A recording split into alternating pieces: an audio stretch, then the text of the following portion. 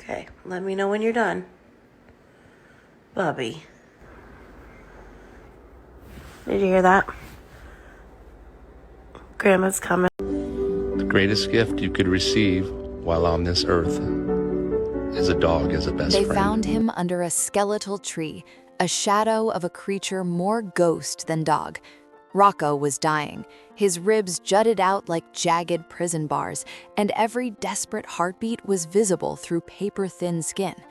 Nobody believed he would survive the night, but what this 140-pound monster did once he entered a real home left everyone in tears.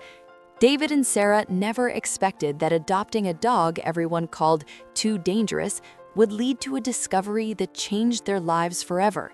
This wasn't just a rescue, it was a miracle.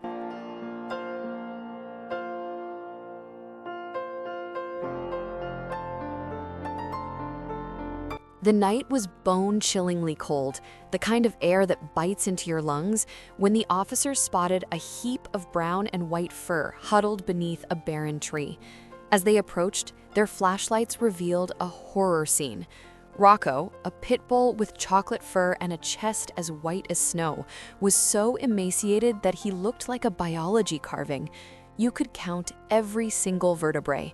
You could trace the pulsing veins struggling to carry blood through his withered frame. He was a living skeleton, abandoned and left to rot in the darkness. The officers immediately called for backup, rushing his fragile, trembling body to the intensive care unit. For 7 agonizing days, Rocco hovered between this world and the next. He was hooked up to a web of IV lines, pumping life-saving serums and medications into his failing system. Every breath was a battle. Every heartbeat was a prayer.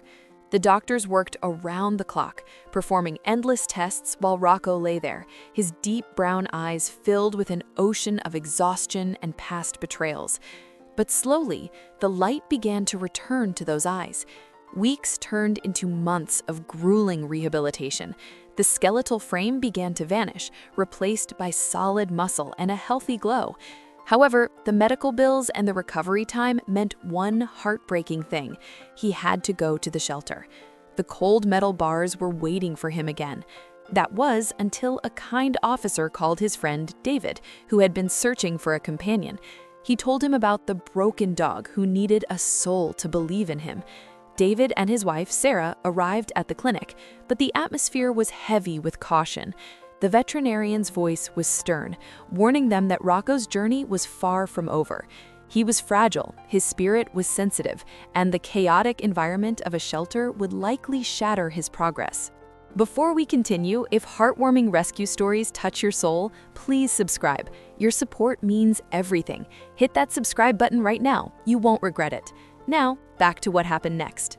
David and Sarah stood in that sterile room, looking down at the massive dog. Their eyes met, and in that silent exchange, a silent vow was made. "He can't go back to a cage," David whispered, gripping Sarah's hand. They signed the papers, not knowing that their lives were about to be transformed.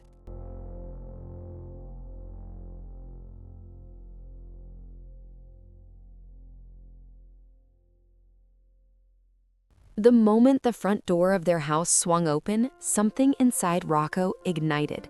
The heavy, cautious pace he maintained at the clinic vanished instantly. He exploded into the living room like a brown streak of lightning. He ran, he sprinted, he zoomed across the hardwood floors with a raw, primal energy that shook the very foundation of the home. His massive paws thundered like a drumbeat of freedom. David erupted into boisterous laughter, watching this display of pure, unadulterated joy. But for Sarah, a cold shiver of anxiety crawled up her spine. She stood paralyzed near the hallway, watching this 60-pound powerhouse blur past her. Did we make a mistake? She wondered silently, her heart hammering against her ribs. She thought about the warnings, the stigma, and the sheer size of the animal they had just brought into their sanctuary. How would he ever adjust? The doubt was suffocating. Suddenly, the chaos stopped. The room fell into a heavy, expectant silence. Rocco was exhausted, his chest heaving as he gasped for air. He turned his head and locked eyes with Sarah. He walked toward her with a slow, deliberate grace. Then something happened that left her breathless. Rocco gently, so incredibly softly, took Sarah's hand between his massive teeth. He didn't bite, he nudged. He began to pull her, leading her toward the large velvet couch. It was a beckoning, a silent plea for connection. Sarah, her hands trembling, allowed herself to be guided. As soon as she sat down, the massive Pitbull didn't just lay at her feet. He launched his entire weight onto the sofa and crawled directly into her lap. He tucked his heavy head into the crook of her neck, let out a long, shuddering sigh of relief, and instantly fell into a deep, trusting sleep. The weight of his body felt like a warm shield. In that singular moment, every fear Sarah harbored evaporated. She realized he wasn't a monster. He was a soul that had finally found a place where he could close his eyes and feel safe.